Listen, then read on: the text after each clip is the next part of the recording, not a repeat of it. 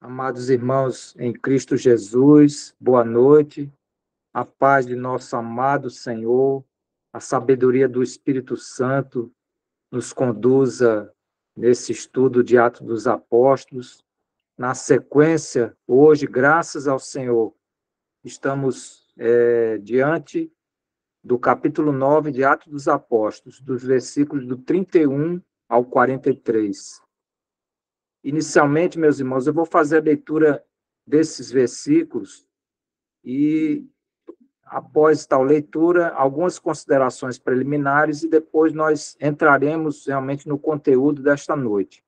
Então, eu pediria que abríssemos nossas Bíblias em Atos dos Apóstolos, capítulo 9, dos versículos 31 ao 43. Então, Atos, capítulo 9, dos versículos 31 ao 43. Então, eu peço que os santos e santas escutem estes versículos, que serão objeto de exposição esta noite. Então, iniciando ali o 31, há um tema, que diz: a igreja cresce. E aí o versículo 31, a igreja, na verdade, tinha paz por toda a Judéia, Galiléia e Samaria, edificando-se e caminhando no temor do Senhor e no conforto do Espírito Santo, crescia em número. Aí já um outro subtema, a cura de Enéas, versículo 32. Passando Pedro por toda parte, desceu também aos santos que habitavam em Lida. Encontrou ali certo homem chamado Enéas, que havia 8 anos jazia de cama, pois era paralítico.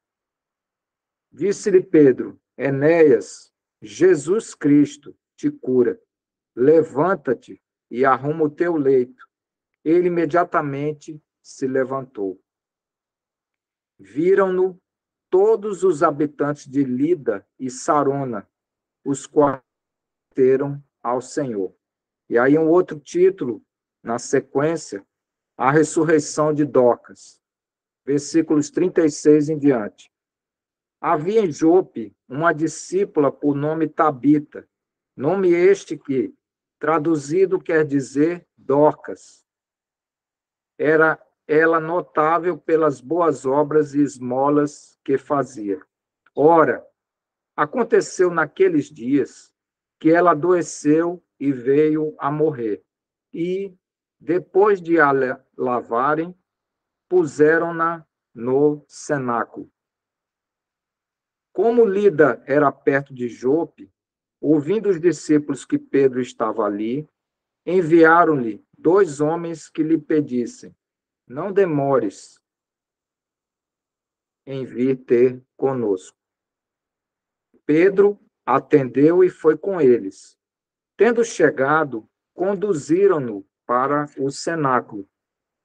E todas as viúvas o cercaram, chorando e mostrando-lhe túnicas e vestidos que Dorcas fizera enquanto estava com elas. Mas Pedro, tendo feito sair a todos, pondo-se de joelhos, orou e, voltando-se para o corpo, disse: Tabita, levanta-te.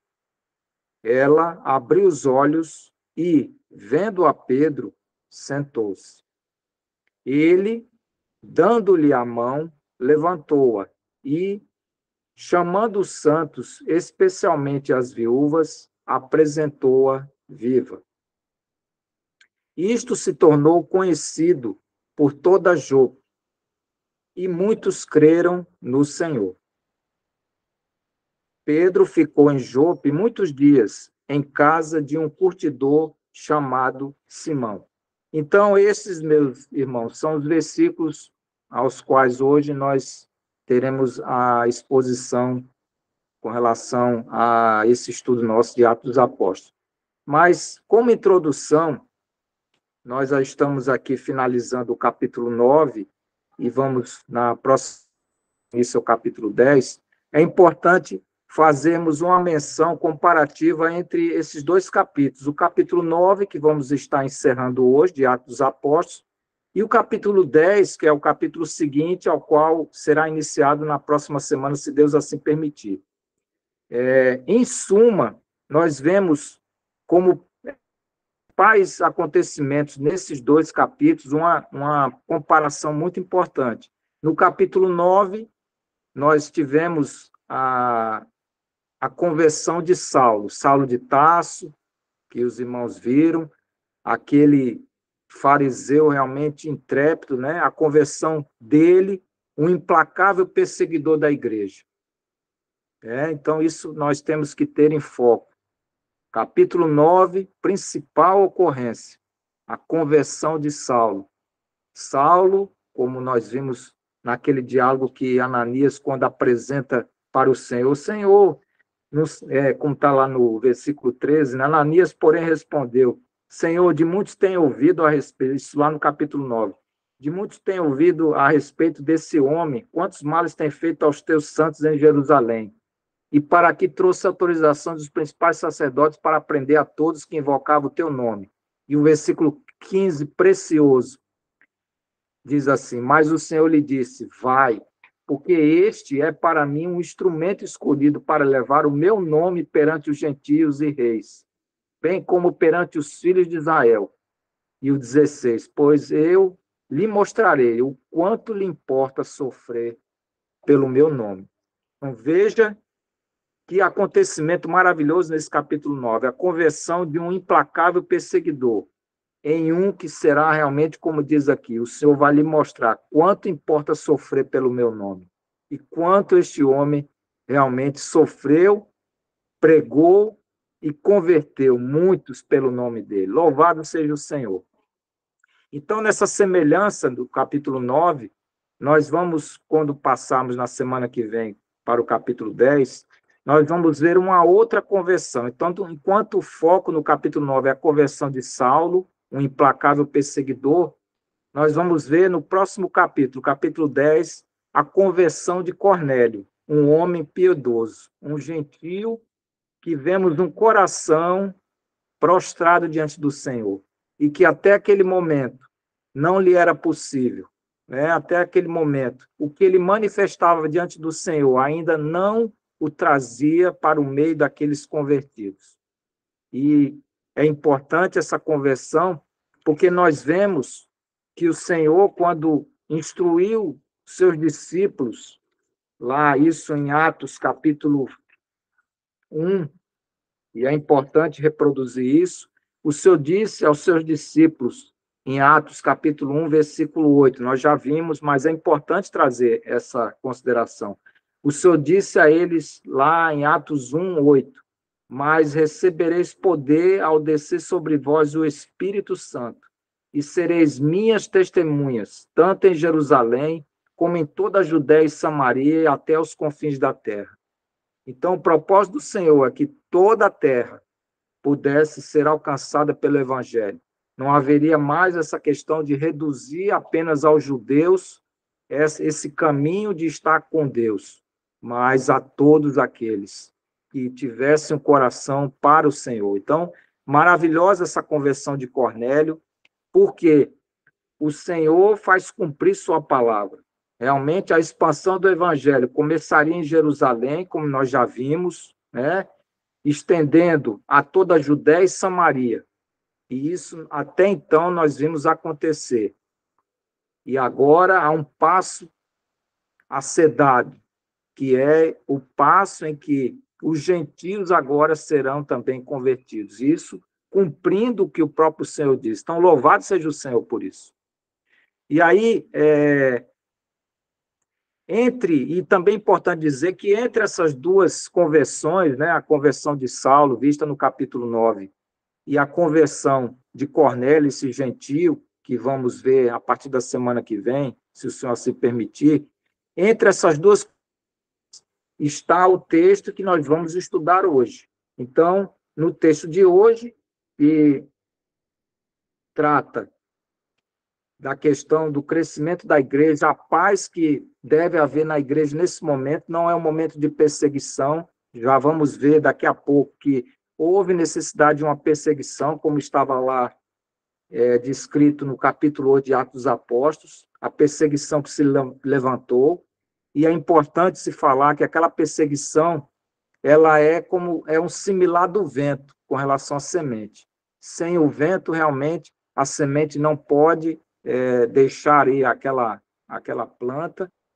Há outros locais, né, e semeando a terra, produzir novos frutos, novas árvores que vão produzir novos frutos. Então, a semeadura de Deus, naquele caso ali em Atos 8, foi através da perseguição. Foi o vento propagador para que os discípulos, né, ali nós vimos o caso ali de Filipe, quando estudamos o capítulo 8, Filipe foi um desses que ganharam o curso, ganharam caminho, saíram de Jerusalém e foram pregar o evangelho, Samaria e por aí vai. Isso aí era o propósito do Senhor. Então, é importante que nós tenhamos isso. Agora, nesse momento crucial de conversão dos gentios, né, de chamamento dos gentios para a causa cristã, para que eles sejam realmente levados a Cristo, há essa questão de haver um momento de paz. Então, nós precisamos entender aquele caminho de vale,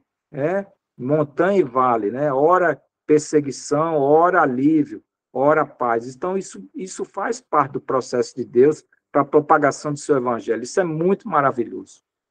E eu queria também, ainda a título de introdução, falar um pouco na questão da conversão de Saulo, porque quando nós lemos a descrição de Atos dos Apóstolos, às vezes nos falta ter uma compreensão cronológica dos acontecimentos. Parece que as coisas se dão em uma sequência e a gente não tem muito a estimativa do tempo que ocorreram essas coisas. Então, eu queria deixar apresentado essa questão da conversão de Saulo, até para que a gente possa compreender, porque o início da exposição de hoje é na questão de que, do versículo 31, na questão da paz que houve na igreja.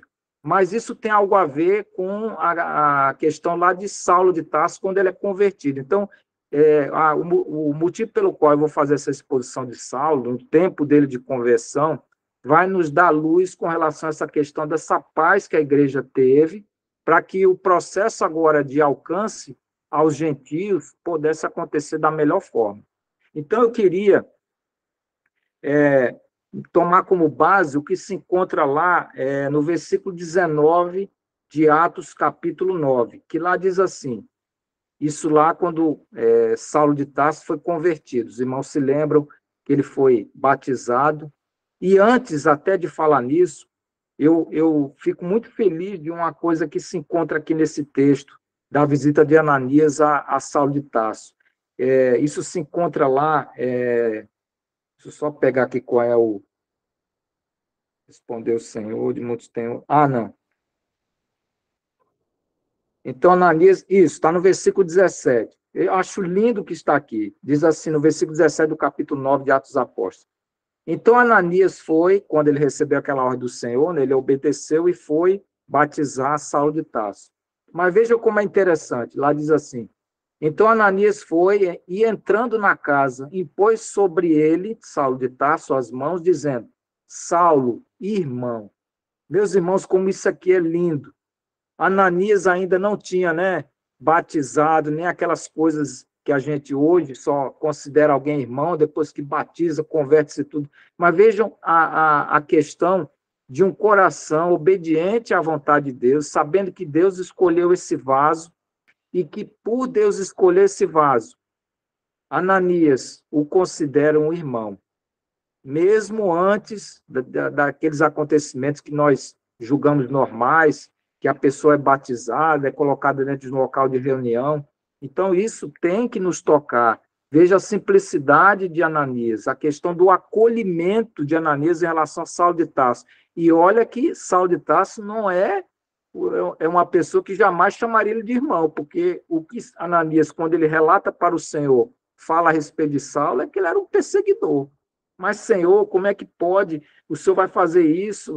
Parece que o Senhor não tem ideia do que ele anda fazendo.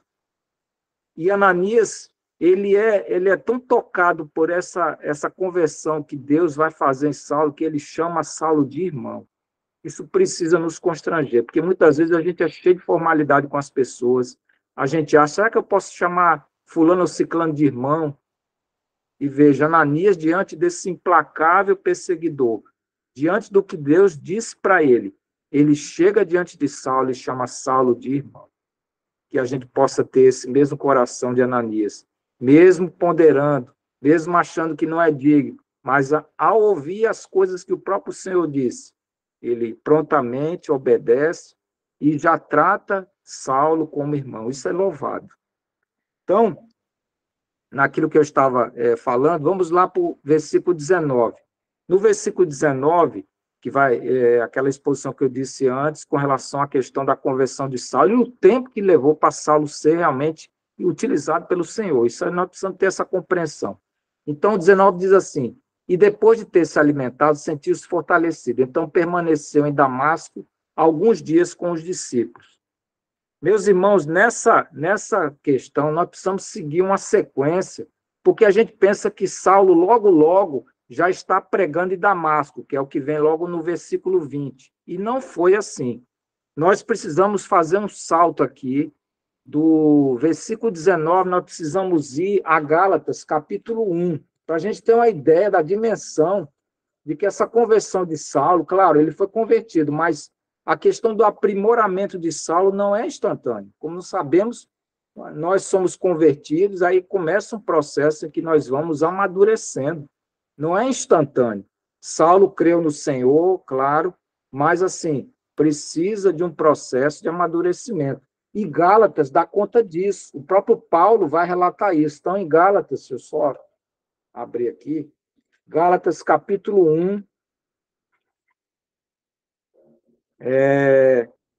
versículos 10 ao 24. Então, para que os irmãos entendam o tempo de maturação, o tempo de que Saulo precisa ter para realmente chegar a um amadurecimento, para ser usado. Então, isso é importante.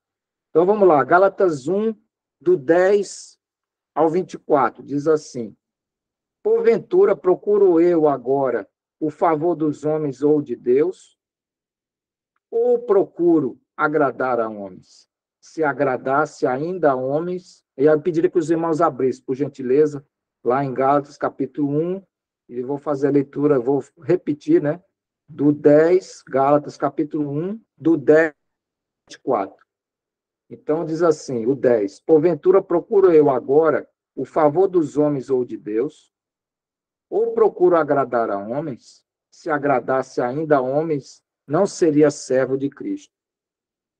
Faço-vos, porém, saber, irmãos, que o evangelho por mim anunciado não é segundo o homem, porque eu não recebi, nem o aprendi de homem algum, mas mediante revelação de Jesus Cristo. Porque ouvistes qual foi o meu proceder outrora no judaísmo, como sobremaneira perseguia eu a igreja de Deus e a devastava. E na minha nação, quanto ao judaísmo, avantajava-me a muitos da minha idade, sendo extremamente zeloso das tradições de meus pais, desculpe. Quando, porém, ao que me separou antes de eu nascer, me chamou pela sua graça, aprouve revelar seu filho em mim para que eu o pregasse entre os gentios, sem detença. Não consultei carne e sangue, nem subi a Jerusalém para os que já eram apóstolos antes de mim, mas parti para as regiões da Arábia e voltei outra vez para Damasco. Então, é esse intervalo que eu queria que os irmãos compreendessem. Paulo foi convertido e aqui ele diz que houve um intervalo em que ele viajou de Damasco para a Arábia. E aí, continuando, veja o tempo que levou. Ele diz assim no 18, decorridos 3 anos, então, subi a Jerusalém para avistar-me com Cefas, e permaneci com ele 15 dias. E não vi outro apóstolo senão Tiago, o irmão do Senhor. Ora, acerca do que vos escrevo, eis que diante de Deus testifico e que não minto. Depois fui para as regiões da Síria e Cilícia, e não era conhecido de vista nas igrejas da Judéia, que estavam em Cristo. Ouviam somente dizer, aquele que antes nos perseguia, agora prega a fé, que outrora procurava destruir, e glorificava a Deus a meu respeito. Então, nós vemos um intervalo de 3 anos em que Saulo de Tarso, ele deixa Damasco, vai à Arábia e ele retorna a Damasco. E aí nós vamos, na sequência, voltar em Atos 9, o 20. E aqui vai dizer que ele volta, né, no 20, e logo pregava nas sinagogas a Jesus, afirmando que este é o Filho de Deus. Só que nós vemos aqui que esse ministério dele teve problemas, teve confusão, como diz aqui, no versículo 23. Decorridos muitos dias, os judeus deliberavam entre si tirar-lhe a vida. Então, a coisa ainda não está assim. Paulo não está devidamente ainda amadurecido para essa pregação, ainda tem confusão, e nós precisamos entender isso. Tá? E depois vamos, na sequência, vemos que Saulo prega em Damasco, e ele, com essa confusão que acontece, como está aqui no 23, né? Saulo, ele deixa Damasco, né?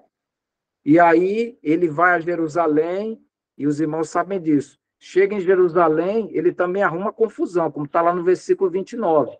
Falava e discutia com os helenistas, mas eles procuravam tirar-lhe a vida. E aí no 30, tendo, porém, chegado ao conhecimento dos irmãos, levaram até Cesareia e dali enviaram para Tarso. Então, esses 3 anos iniciais, os irmãos têm uma noção de que Saulo de Tarso, em Damasco, vai à Arábia, ali ele não é mais como era quando era do judaísmo, que recebeu aos pés de Gamaliel sua instrução. Ele recebeu do próprio Senhor quando foi à Arábia, como nós lemos lá em Gálatas. Só que ele volta para Damasco e ainda há confusão. E depois disso, ele vai a Jerusalém e os discípulos, né, ali o acolhem, aquela questão de que Barnabé o ajuda, né? Eles estão desconfiados. Quem é esse perseguidor está aqui agora? Ele está querendo alguma coisa. Mas mesmo assim, Saulo ainda consegue arrumar confusão com os helenistas, como nós já vimos aqui. E aí os discípulos, né, veem que é melhor levar Saulo de Tarso até Cesareia e depois enviar para a sua cidade natal, enquanto ele vai passar um tempo lá. E vejam quanto tempo ele vai passar lá. Isso aí nós precisamos ter esse entendimento. Saulo de Tarso não foi usado de imediato. Quando ele for usado de imediato, nem depois de 3 anos, deu problema. Então vamos para Gálatas 2. O tempo agora em que Saulo de Tarso vai permanecer, pelo menos em Tarso, na sua cidade natal, para que haja um amadurecimento dele. E ali está, em Gálatas 2, ele relata isso. Gálatas capítulo 2, versículos 1 e 2. Olha o que diz ali. 14 anos depois, 14 anos depois daquele convite, né, do discípulo para que ele fosse para Tarso. 14 anos depois, subiu outra vez a Jerusalém com Barnabé, levando também a Tito. E o versículo 2, subi em obediência a uma revelação, e lhes expus o evangelho que prego entre os gentios, mas em particular aos que pareciam de maior influência, para de algum modo não correr ou ter corrido em vão. E aí, nessa sequência de Gálatas 1 e 2, nós iríamos na questão de tempo para o que se encontra lá em Atos 13, que é isso que ele disse lá em Gálatas 2, atendendo uma visão. Está lá em Gálatas capítulo 13, em Atos capítulo 13, versículo 1. Havia na igreja de Antioquia profetas e mestres, Barnabé, Simeão, por nome Níger, Lúcio de Cirene, Manaém, Colasso de Herodes, o tetrarca, e Saulo. E servindo eles ao Senhor, jejuando, disse o Espírito Santo, separai-me agora Barnabé e Saulo para a obra que aqui os tenho chamado. E aí essa segunda ida de Paulo, a Jerusalém. Então, só para deixar os irmãos no entendimento dessa questão, desse início da vida de Saulo de Tarso, dessas confusões que ocorreram e da necessidade de que haja paz na igreja. Então, a gente vai poder, com base nisso, compreender um pouco o que está lá no versículo 31 de Atos dos Apóstolos, que é o objeto do nosso estudo hoje. Então, vamos agora adentrar no conteúdo. Eu queria agora que nós fôssemos, então, para Atos, voltássemos a Atos, capítulo 9, o versículo 31. Então, o versículo 31 diz assim: a igreja, na verdade, tinha paz por toda a Judéia, Galiléia e Samaria, edificando-se, caminhando no temor do Senhor e no conforto do Espírito Santo, crescia em número. Então, vejam, meus irmãos, a necessidade agora desse período é que haja paz na igreja, não mais aquela perseguição que nós vimos lá em Atos capítulo 8. Saulo de Tarso, com as confusões que ocorreram, era necessário que ele saísse de cena, né? Os holofotes sobre ele agora fossem desvanecidos e ele lá em Tarso ficasse num período em que o seu iria trabalhar nele. Então, é importante saber disso. Mas é importante também saber que em Atos 8:1, aquela perseguição que houve, ela era, assim como agora, necessária a expansão do evangelho. Lembram-se que com aquela perseguição houve a questão de Filipe, em que ele faz aquelas viagens, né? Ele vai até Cesareia, ele leva esse evangelho, lembra daquela questão do eunuco, que ali podemos dizer, houve um início da expansão do evangelho aos gentios, sim, mas uma coisa assim, muito pequena ainda, não teve uma grande repercussão, mas houve um início. E nós vamos ver que Filipe, né, ele vai ser direcionado a essa expansão do evangelho, motivado pela perseguição da igreja. Interessante isso. E agora há uma nova necessidade. Filipe realmente ganha aquela questão que o próprio Senhor disse, Jerusalém, Judéia e Samaria, e iniciando até os confins da terra. E agora é necessário que a coisa avance. E aí vamos entender a paz na igreja que está no versículo 31, essa necessidade dessa paz para que os gentios sejam alcançados. Que nós vamos ver lá no capítulo 10, a conversão de Cornélio, importante que a igreja esteja em paz. Mas é importante também, não só a questão de Saulo de Tarso, das confusões que ocorreram com ele, mas precisamos também ter uma ideia daquele tempo, o que historicamente estava acontecendo naquele tempo. E aí eu queria me valer de um historiador chamado Joséfo, que esses acontecimentos que nós estamos lendo aqui no versículo 31, essa paz na igreja, essa paz se dá mais ou menos nos anos 36 e 37 depois de Cristo. Tá? Então, esse historiador Joséfo, ele vai dar uma panorâmica do que está acontecendo politicamente na região. Então, eu gostaria que os irmãos escutassem. Estes 2 anos, o ano 36 e 37 depois de Cristo, foram marcados por mudanças. Em 36 depois de Cristo, o governador romano Vitélio sucedeu Pôncio Pilatos. E aí eu queria fazer um destaque. Os irmãos se lembram quando nós estudamos Pôncio Pilatos? Ele era um cínico. Ele se aproveitava de toda a situação, né? Ele, como as pessoas dizem, ele queria ver realmente que tudo fosse ruína. Lembro no julgamento de Jesus Cristo, naquela questão do cinismo dele, ele tinha problemas com Anás, com Caifás, com os judeus. Os irmãos se lembram muito bem disso. E nesse ano 36, graças ao Senhor, finda o governo de Pilatos e assume no lugar dele um outro governador chamado Vitélio. Esse governador Vitélio, ele logo que assumiu o cargo, ele depois Caifás como sumo sacerdote e transferiu o sacerdócio para Jonatas, um outro judeu. E isso significou uma questão de paz. Por quê? Porque Vitélio, ao contrário de Pilatos, ele promoveu a ordem e a estabilidade, diferentemente do que Pilatos fazia. Pilatos adorava a desordem, era muito cínico. Já esse governador que veio, Jonatas, né? Aliás,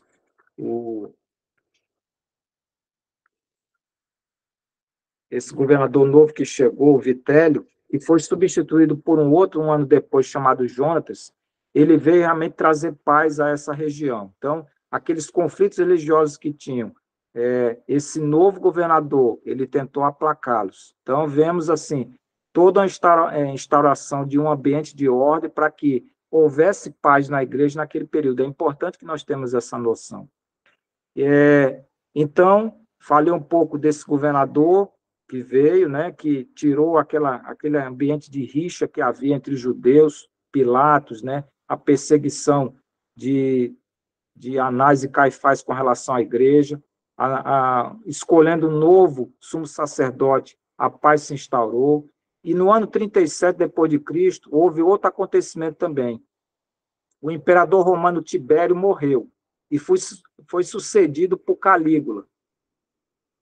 E nesse mesmo ano, Calígula concedeu ao seu amigo Herodes Antipas, Herodes Agripa I, autoridade para governar como rei na Palestina. E esse Herodes Agripa I, que é o neto de Herodes o Grande, aquele lá na época do nascimento do nosso Senhor Jesus Cristo, ele governou dos anos 37 ao 44 depois de Cristo.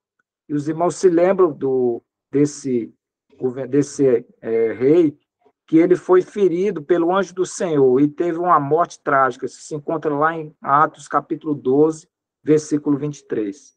Então, meus irmãos, esse relato mostra que as mudanças que ocorreram com relação à questão da perseguição foi necessária, porque os judeus agora, eles que estavam até então inclinados a perseguir os cristãos, eles desistem, né, dessa ideia de perseguição. Então, agora, há todo um clima político que faz com que essa perseguição ela seja desvanecida. E agora, esses judeus passam a obedecer aos seus novos governantes. Os irmãos sabiam que havia conflitos entre Pilatos e os judeus. E agora, numa tentativa de apaziguar, instaurar a paz, esses judeus são levados a obedecer aos novos governantes. Então, desse modo, a igreja desfrutou de um período de paz e tranquilidade, e assim foi fortalecida na fé. Ela aumentou não apenas sua força espiritual, mas também em número. Então, isso são as explicações necessárias para o versículo 31, para que a gente possa entender essa paz que houve na igreja, né? Essa necessidade agora de um momento de paz, para que realmente o propósito do Senhor de alcançar o que puder acontecer, não em tempos de perseguição, mas em tempos de paz. Então, agora nós vamos dar prosseguimento e abordarmos o segundo tema, que vai dos versículos 32 ao 35, que dão conta da cura de Enéas. Então, eu vou fazer a leitura. Só um esclarecimento, né? O versículo 32, antes, eu vou isolar ele, antes de fazer totalmente a leitura do 32 ao 35, fazer a leitura só do 32, que vai dar conta das viagens de Pedro. Então, versículo 32 diz assim: passando por toda parte, desceu também aos santos que habitavam em Lida. Então, esses versículos, irmãos, se lembram que lá, quando houve aquela questão da perseguição da igreja, em Atos capítulo 8, lá diz que, naquela perseguição levantada contra a igreja em Jerusalém, todos, exceto os apóstolos, foram dispersos pelas regiões da Judéia e Samaria. Então, os discípulos, como os irmãos sabem, permaneceram em Jerusalém. Só que agora, com a questão dessa paz na igreja, os discípulos são levados agora a manifestarem a questão da propagação do evangelho e saírem de Jerusalém. E aí nós vemos aqui no versículo 32 o que podemos dizer que são as viagens de Pedro. Pedro agora, com a paz que havia na igreja, Pedro agora pode deixar Jerusalém, não só ele, como como os discípulos. Eles podem agora deixar Jerusalém e percorrerem, né, as regiões, não só pregando o evangelho, mas cuidando dos santos, aqueles que já foram convertidos. Nós já temos cidades já convertidas, os irmãos se lembram daquilo que Filipe fez naquela viagem, depois que ele converteu o eunuco, ele seguiu até Cesareia e, com certeza, ele foi pregando o evangelho nas cidades em que ele passou. Então, agora a necessidade de que os santos, os discípulos, possam ser levados a essa cidade, possam fazer um ministério itinerante, né, de viagem, não só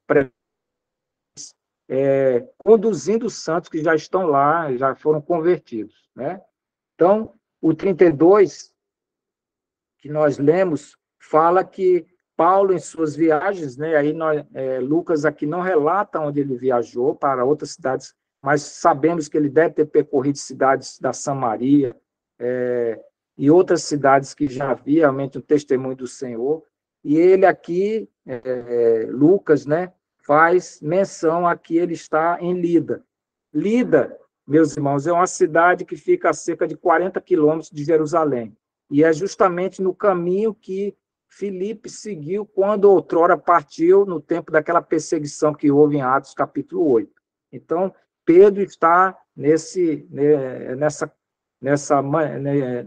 propagação itinerante do evangelho, visitando, pregando o evangelho, visitando os santos convertidos. E aí passamos para o versículo 33.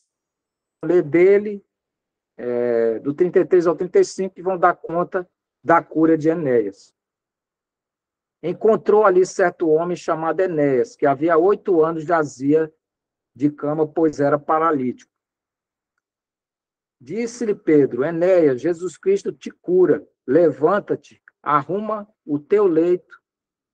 Ele imediatamente se levantou. Viram-no todos os habitantes de Lida e Sarona, os quais se converteram ao Senhor. Meus irmãos, esse relato da cura desse Enéas, né? É interessante que ele tem uma semelhança muito grande com a cura que o nosso Senhor Jesus Cristo produziu naquele paralítico em Lucas capítulo 5.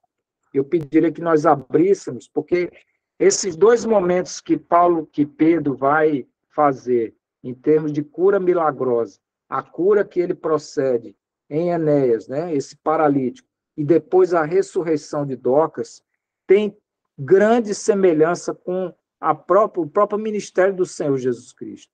Então, nós vemos que o objetivo aqui é confirmar a autenticidade desse discípulo do Senhor.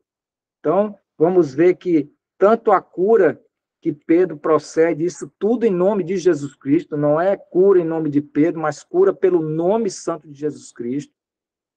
Tanto a cura de Enéas como a ressurreição de Dorcas, né, a Tabita, são curas que foram realizadas pelo nome poderoso de Jesus Cristo, semelhantes àquilo que o próprio Senhor, quando aqui esteve, no seu ministério, ele realizou. Então, eu queria fazer primeiro, com relação à cura de Enéas, a comparação dessa cura que ele procedeu a Enéas, que é um paralítico, né, jazia 8 anos, e aqui, se ele é um cristão convertido ou não, nós não temos a certeza se ele era realmente ou não. O mais importante é que essa cura, ela demonstra realmente a autoridade que Jesus concedeu aos seus discípulos. Isso se encontra, os irmãos se lembram, que em Mateus, capítulo, deixa eu só pegar aqui, Mateus, capítulo 10, versículo 8, o Senhor diz assim, lá em Mateus, capítulo 10, versículo 8, o Senhor disse aos discípulos: curai enfermos, ressuscitai mortos, purificai leprosos, expelir demônios, de graça recebeste, de graça dai. Então, nós vamos ver que esses 2 milagres que ocorrem mostram e comprovam realmente que Pedro é um autêntico discípulo do Senhor. Ele realiza obras que o próprio Senhor disse que eles fariam. Então, vamos fazer a comparação dessa cura de Enéas com a cura daquele paralítico, quando o Senhor teve com ele lá em Lucas, aquele paralítico de Cafarnaum. E vamos na leitura lá, isso se encontra em Lucas capítulo 5, pediria que nós abríssemos, em Lucas capítulo 5, dos versículos 17 ao 26. Então, vamos ver a equivalência da cura agora feita em Enéas, paralítico, por Pedro, em nome de Jesus Cristo, em relação à cura de um paralítico feita pelo próprio Senhor, de lá em Lucas capítulo 5, o paralítico de Cafarnaum. Então, Lucas 5, do 17 ao 26. Preste atenção e vejam a semelhança. Ora, Aconteceu que, num daqueles dias, estava ele ensinando e achavam-se ali assentados fariseus e mestres da lei, vindos de todas as aldeias da Galiléia, da Judéia e de Jerusalém. E o poder do Senhor estava com ele para curar. E é esse poder que nós queremos, que o Senhor quer que seja transmitido, como nós já lemos lá em Mateus capítulo 10, que o Senhor transferiu tal poder aos seus discípulos. Então, a importância dessa cura é mostrar isso. Pedro recebe esta unção de cura, esse poder de cura. Versículo 18. Vieram então os homens trazendo em um leito um paralítico e procuravam introduzi-lo e pô-lo diante de Jesus. E não achando por onde introduzi-lo, por causa da multidão, subindo ao eirado, o desceram no leito, por entre os ladrilhos, para o meio, diante de Jesus.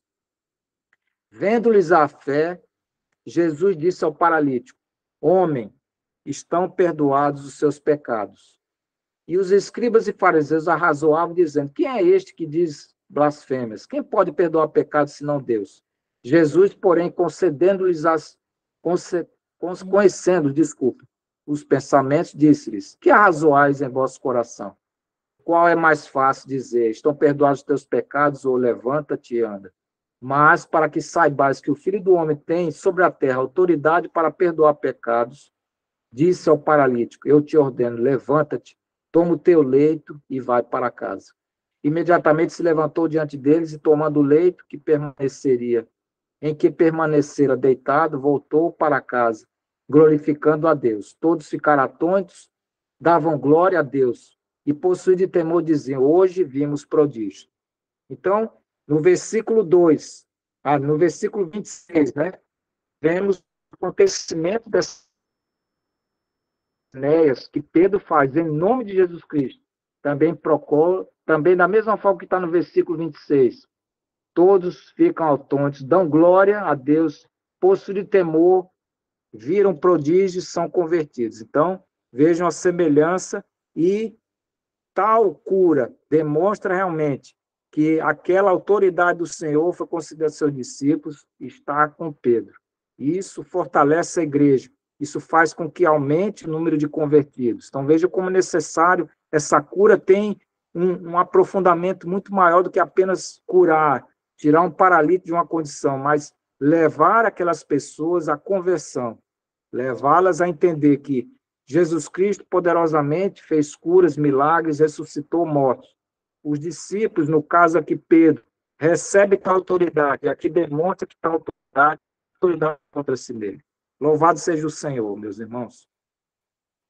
E essa semelhança da cura de Enéas, nós vamos também ver com relação à ressurreição de Dorcas. E aí nós vamos agora, passando adiante, vamos voltar a Atos, capítulo 9.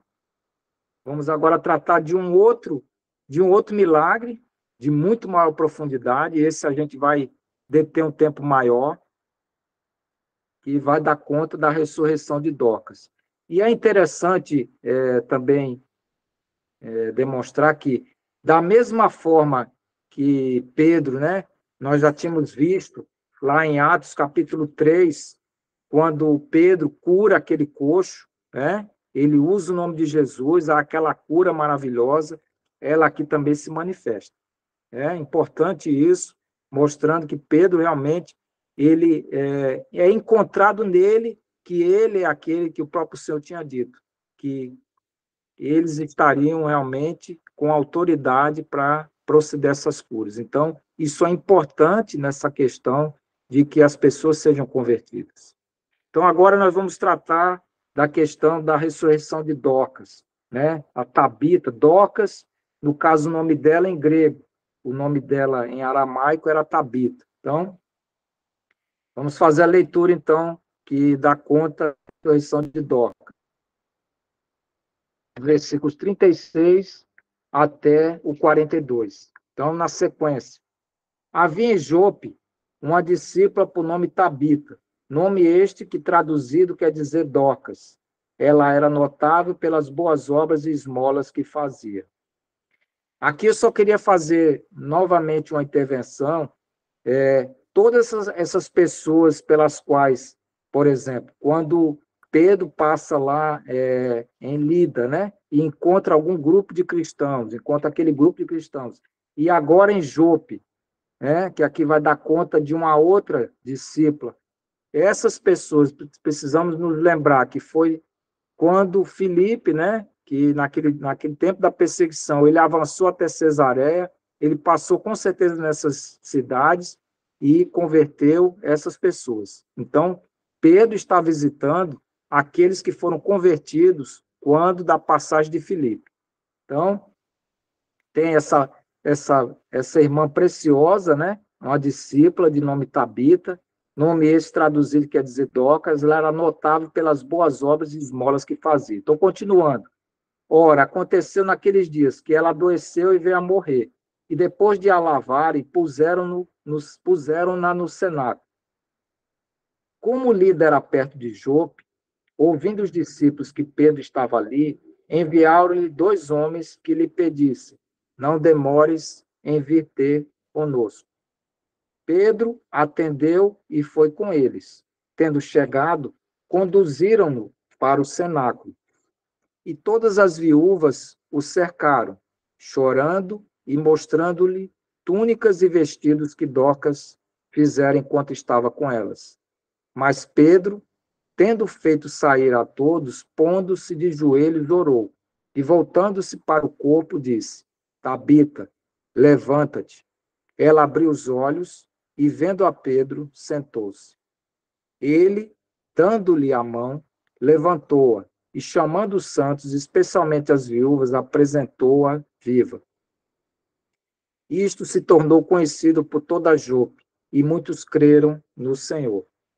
Então, acerca desse acontecimento da ressurreição de Dorcas ou Tabita, importante aqui destacar algumas coisas, né? Por exemplo, lembram-se os irmãos que Pedro encontra-se em Lida, e esse acontecimento de Tabita se dá na cidade de Jope. Não sei se os irmãos se lembram, mas Jope foi aquela mesma cidade quando Jonas, né, quando o Senhor instrui Jonas a que ele vá até Nínive, ele vai até Jope, de lá ele toma uma direção diferente daquilo que era a vontade do Senhor.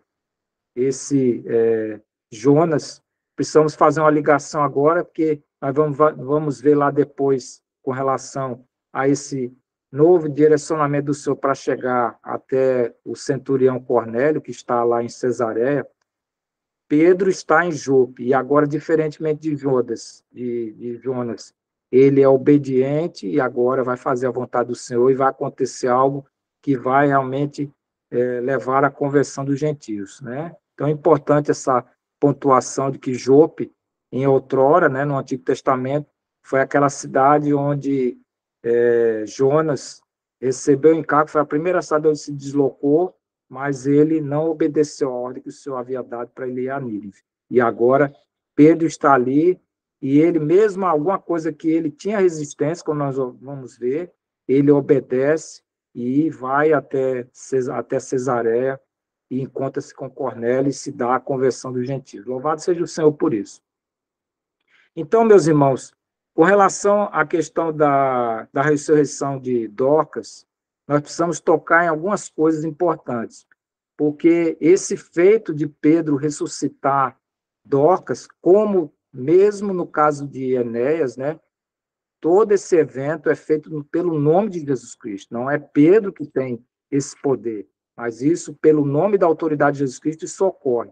Mas vejam, a questão da ressurreição de Dorcas é uma coisa de maior relevância, porque nós vemos que Pedro, ele observa toda a situação, ele chega em Jope, ele vê a questão daquelas viúvas, né, que estão chorando pela perda de Tabita, pelo que ela fazia, era realmente uma mulher de posse, uma mulher temente a Deus, uma mulher cuja vida é uma vida realmente de estar a serviço dos santos, e ela cuidava das viúvas, que geralmente as viúvas naquela época era a porção mais pobre da sociedade. Vejam como aquelas viúvas choram, né? Pela a demonstração de que essa Dorcas era uma mulher realmente que prestava serviço, cuidava das pessoas menos favorecidas, as viúvas, e a morte delas A morte dela provocou realmente uma tristeza muito grande. Isso tudo comove a Pedro. E nós vamos ver uma semelhança com o que aconteceu com o Senhor num fato que nós vamos ler, né? Da mesma forma que houve a semelhança da cura de Enéas, se assemelha muito à cura que o próprio Senhor produziu com aquele paralítico em Cafarnaum. Essa semelhança dos acontecimentos de Dorcas tem muito a ver, semelhantemente, com o que aconteceu com o Senhor com relação à filha de Jairo.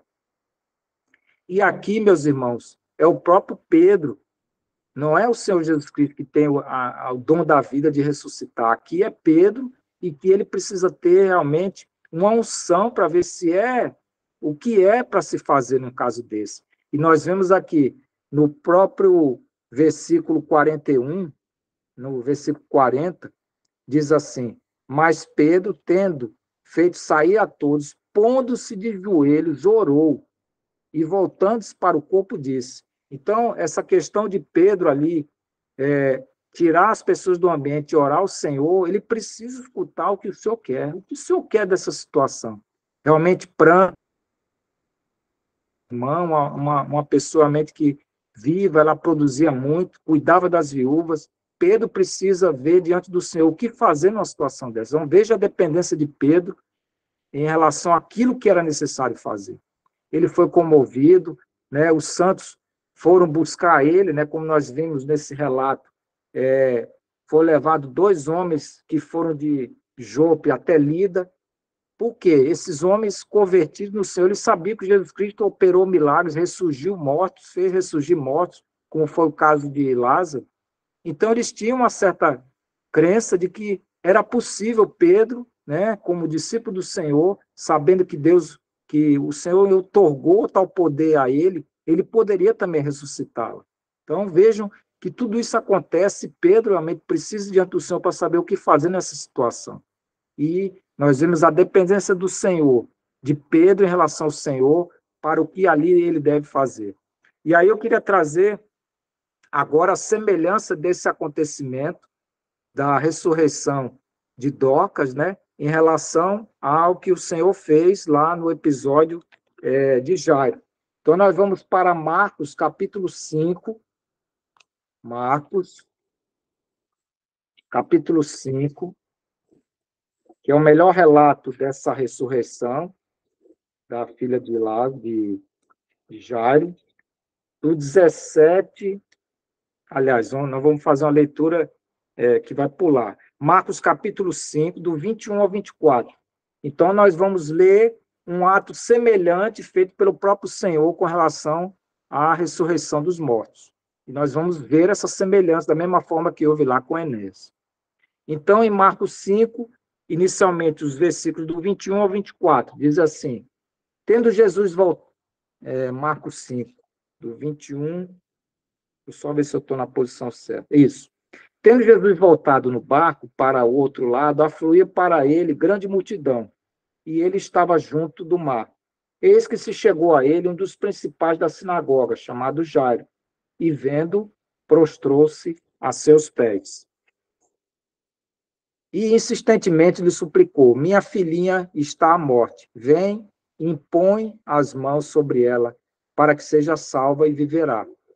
Versículo 24, Jesus foi com ele. Agora nós vamos pular para o 35, vamos ler do 35 ao 43. 35, do capítulo 5 de Marcos, capítulo 5. Falava ele ainda quando chegaram alguns da casa do chefe da sinagoga, a quem disseram: tua filha já morreu, por que ainda incomodais o mestre? Mas Jesus, sem acudir a tais palavras, disse ao chefe da sinagoga: não temais, crê somente. Contudo, não permitiu que alguém o acompanhasse, senão Pedro. Olha aqui, ó. Lembrança que Pedro estava junto nesse episódio. Vejam como é interessante. Senão Pedro e os irmãos Tiago e João. Chegando à casa do chefe da sinagoga, viu Jesus o alvoroço, os que choravam e os que pranteavam muito. Nós vimos isso também lá na casa de Dorcas, né? Ao entrar, lhes disse: por que estáis em alvoroço e chorais? A criança não está morta, mas dorme. E riram-se dele. Tendo ele, porém, mandado sair a todos, a mesma coisa Pedro fez, né? Tendo mandado sair a todos, tomou o pai e a mãe da criança e os que vieram com ele e entrou onde ela estava. Tomando-a pela mão, disse, Talita cumi, que quer dizer, menina, eu te mando, levanta-te. No caso lá, aqui foi Talita cumi, lá foi Tabita cumi, só por causa de uma letra, mas a mesma coisa, né, foi procedida por Pedro quando, claro, ele orou antes, recebeu direção do Senhor, que era possível fazer essa ressurreição. Imediatamente a menina se levantou, pôs-se a andar, pois tinha 12 anos. Então ficaram todos sobremaneira admirados. Mas Jesus ordenou expressamente que ninguém o soubesse, mandou que desse de comer a menina. Então, meus irmãos, interessante essa semelhança entre o acontecimento, tanto daquela cura que Pedro procedeu em relação a Enéas, o paralítico, vamos voltar lá para Atos capítulo 9, e também, e muito mais, de maior relevância, essa ressurreição de Dorcas. Né? Muito importante esse episódio, essa semelhança, mas eu queria ainda explorar esse tema de ressurreição de mortos. Principalmente porque nós temos, semelhantemente a este evento de ressurreição de Dorcas, que ocorreu, dois acontecimentos no Antigo Testamento de ressurreição, dois acontecimentos na época de Jesus Cristo e dois acontecimentos de ressurreição já após a partida do nosso Senhor. Então, veja como isso é interessante. E aí, eu só queria destacar que tanto a cura de Enéas, desse paralítico, feita por Pedro, a cura de Enéas feita por Pedro, e a ressurreição, também feita por Pedro, Paulo também teve essas curas. Nós encontramos isso. Paulo, em suas obras, em Atos capítulo 14, dos versículos 8 a 12, ele cura um paralítico, se os irmãos quiserem ver depois, semelhantemente, ele cura um paralítico. Em Atos capítulo 20, dos 7 ao 12, já está muito tarde, eu não vou ler, mas o irmão se lembra daquele episódio que Paulo está pregando durante a noite e cai um jovem do terceiro andar e ele ressuscita.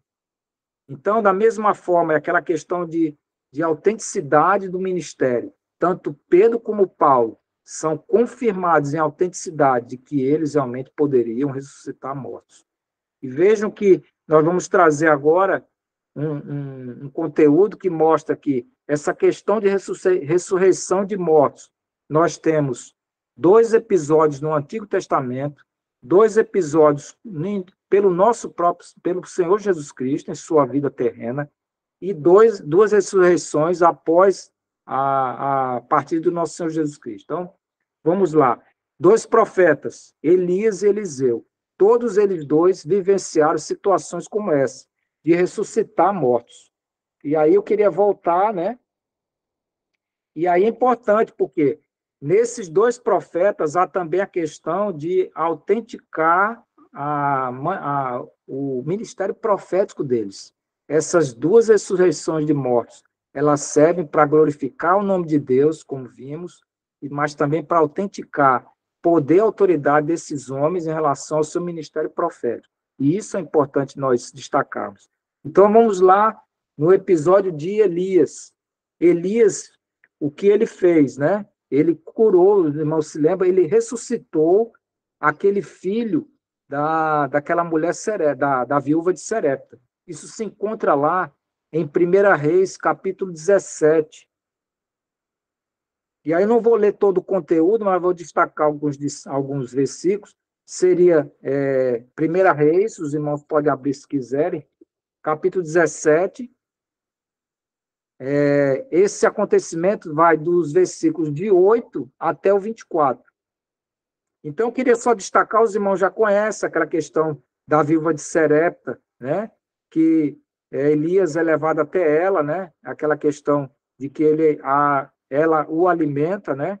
E nessa sequência daquela questão de que Elias está com essa viúva de Serepta, está lá no versículo 17 dito o seguinte: depois disso, adoeceu o filho da mulher,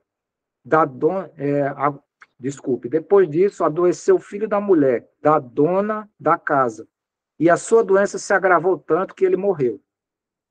O 18. Então disse ela a Elias: que fiz eu, ó homem de Deus? Vieste a mim para trazeres à memória a minha iniquidade e matares o meu filho? Veja a questão que põe em dúvida o ministério desse homem Elias. E vejam como essa cura é importante para que essa autenticidade aconteça e demonstre que esse homem é um homem de Deus. E aí o 19 diz: ele lhe disse: dá-me teu filho. Tomou-lhe nos braços dela, levou para cima. Os irmãos se lembram que lá no episódio de Pedro, diz que é colocado Tabita no cenáculo. O cenáculo geralmente é um piso superior da casa. Aqui, da mesma forma, Elias leva esse filho dela para um piso superior, né? Um aposento superior. Leva para cima, onde ele mesmo se hospedava. Veja como é interessante. E o deitou na sua cama. E lá diz: então clamou ao Senhor e disse: ó Senhor meu Deus, também até esta viúva, com quem me hospeda, afligiste, matando-lhe o filho. E aí os irmãos sabem de que Elias ressuscita, em nome de Deus, essa criança. Então vejam a questão de ressurreição dos mortos, Elias, né? Questão de autenticidade do ministério profético. Depois nós vamos ver Eliseu, que é um sucessor de Elias. Isso se encontra lá no caso, em 2 Reis, agora, capítulo 4. Os irmãos se lembram do episódio da Sunamita, né? Aquela Sunamita que diz lá, no versículo 8 do capítulo 4 de 2 Reis. Certo dia passou Eliseu por Sunem, onde se achava uma mulher rica, a qual o constrangeu a comer pão. Daí, todas as vezes que ela passava por lá, entrava a comer. Aí os irmãos se lembram da história de que ela diz que é um homem de Deus, e ela constrói na casa dela um piso superior onde alojava Eliseu. E aí tem aquela questão de que essa mulher não tinha filho, e aí Eliseu, né, profetiza que vai gerar um filho, e depois tem o problema que aquela criança morre.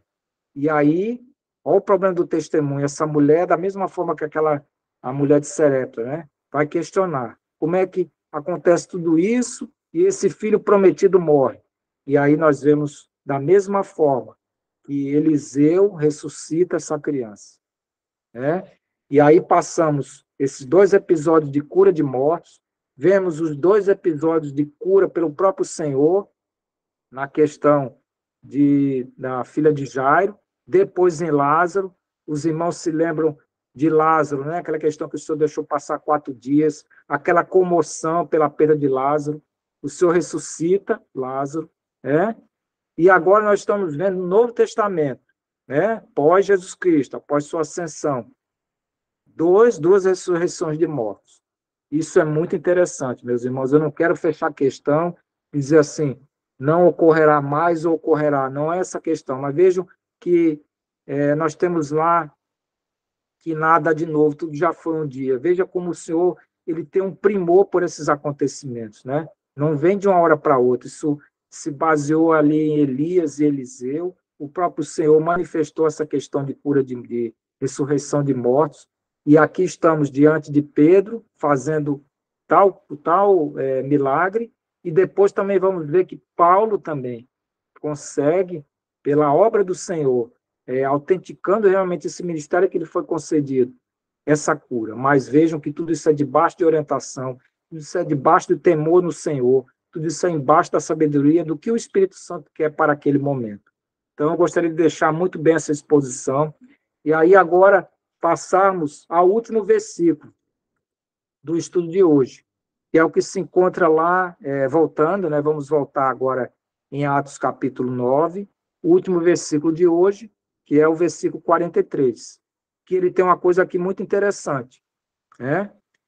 Lá diz assim: Pedro ficou em Jope muitos dias, em casa de um curtidor chamado Simão. E a gente às vezes lê isso e não consegue entender muito, mas que relato é esse, né? Pedro ficou na casa de um curtidor chamado Simão. Isso aqui, meus irmãos, é uma coisa muito interessante. O curtidor é aquela pessoa cuja profissão era ele ele fazia a questão do tratamento daquelas peles de animais mortos. Ele, como curtidor, né, ele vai fazer o processo de arrancar aquela pele do animal morto, curti-la e transformá-la em couro. Isso é um processo que realmente exala mau cheiro, um processo que ninguém gostaria de fazer. Algo assim que, segundo o que se tem de relato, os judeus diziam que isso era algo impuro. Então, por exemplo, esse curtidor chamado Simão jamais poderia pertencer à sinagoga. O judaísmo não o agregaria como um membro da religião judaica. Ele era considerado um homem impuro, um homem que trabalhava com essa questão de curtir, né, pegar animais mortos, tratar, lavar o couro, separar das vísceras, todo aquele trabalho imundo, ele não tinha como ser aceito numa sinagoga. Então, quando faz esse relato no versículo 43, veja a questão de que agora nós estamos vendo o cristianismo, né, agregando, sem fazer discriminação, e trazendo as pessoas realmente para aquilo que é o que o Senhor quer. O Senhor quer corações, o Senhor não quer questão do que um faz, o que a pessoa, com que a pessoa lida no seu trabalho, o que é coração. É isso que o Senhor busca. Então, vejam a questão de quebra de paradigmas. Jamais esse curtidor, Simão, poderia ser um membro de uma sinagoga. Mas aqui, a questão de Pedro o acolher, de morar na casa dele, o que quer dizer isso? Quer dizer que a igreja local em Jope vai ter que receber Simão como um membro do corpo de Cristo, sem fazer acepção, sem discriminar, sem achar que a profissão dele é imunda. Afinal, todos querem, né, o trabalho final do curtidor, mas não quer aceitá-lo no trabalho que ele tem que fazer para transformar, né, aquela pele de animal morto em algo benéfico. E aqui nós vemos realmente um trabalhar do Senhor em Pedro, né? Porque nós sabemos, depois vamos ver no capítulo 10, que o Senhor ainda vai trabalhar mais, como nós vimos aquela visão que Pedro teve, né? E que ele ali ainda reagiu. Mas o Senhor está trabalhando em Pedro, para essa questão dele se hospedar na casa do curtidor, isso realmente é para, como diz, a palavra convence, o exemplo arrasta. Pedro, ao fazer isso, ao se hospedar na casa do curtidor, que era considerado impuro, ele quer quebrar esses paradigmas, quer mostrar que não há essa distinção, que todos realmente podem ser levados a crer no Senhor Jesus Cristo, a ter um coração que é o que o Senhor busca, e não o que cada um desempenha como profissão, não considerá-lo um imundo, mas um irmão, como nós vimos lá quando Ananias disse a Paulo, Saulo, irmão. Mesma forma que Pedro está olhando para Simão e vendo como irmão, e isso constrange os irmãos de Jope a aceitar Simão como mais um dentro do local onde eles reuniam em Jope.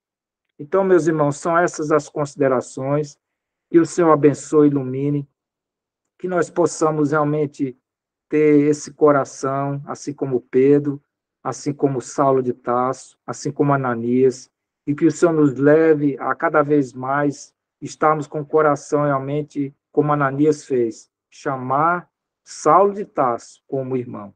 Louvado e bendito seja o nome do Senhor. Aleluia.